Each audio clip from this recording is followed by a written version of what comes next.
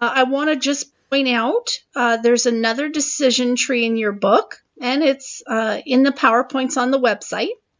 But this decision tree is a little bit different from the one that you learned after we finished the discussion of t-tests and ANOVAs.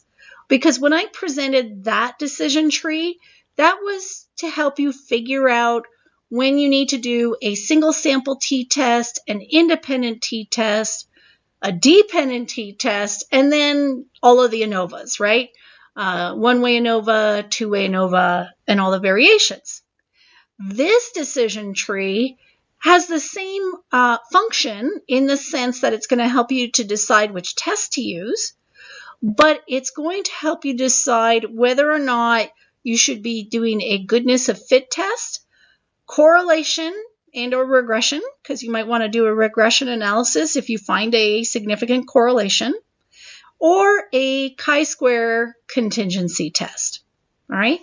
And the procedure is the same. You start at the top and you work your way down. This question will help you decide whether you should be going along this branch of the tree or this branch. All right. So how many variables do you have? If you have only one variable, then this is the next question you ask yourself. What are you analyzing? And if you're analyzing frequencies, it is a chi-square goodness of fit test. If you're analyzing scores, pardon the pun, you're barking up the wrong tree. All right. If you find yourself here, you need to go to the other decision tree.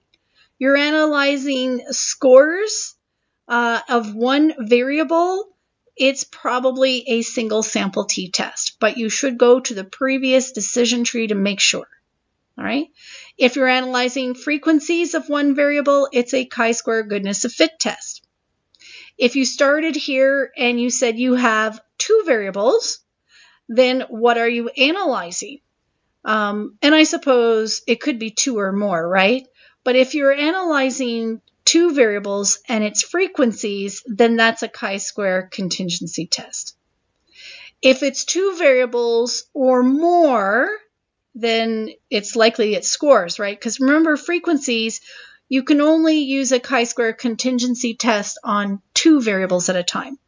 So I suppose if it's two or more, then it just means you're doing more than one contingency test. Because again, you can only do it two variables at a time. Okay, so if it's two or more and it scores, then it's correlation and or regression.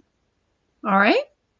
So practice, doing the practice assignments with these decision trees, because after a while, you're going to get so familiar with them that you really don't need to use them anymore. And with that is the end of Statistics for Psychology. And I really do hope that you have found parts of this enjoyable. I really hope you found it informative. Who knows how this is going to benefit you as you move forward in your academic career and your personal and professional lives after you graduate. It hopefully has trained you to think in a different way than you're accustomed to. Or if you're accustomed to thinking in a problem-solving analytical way, then hopefully this has made you a better problem solver and analytical thinker. Anyways, so that's it, and good luck with everything as you move forward.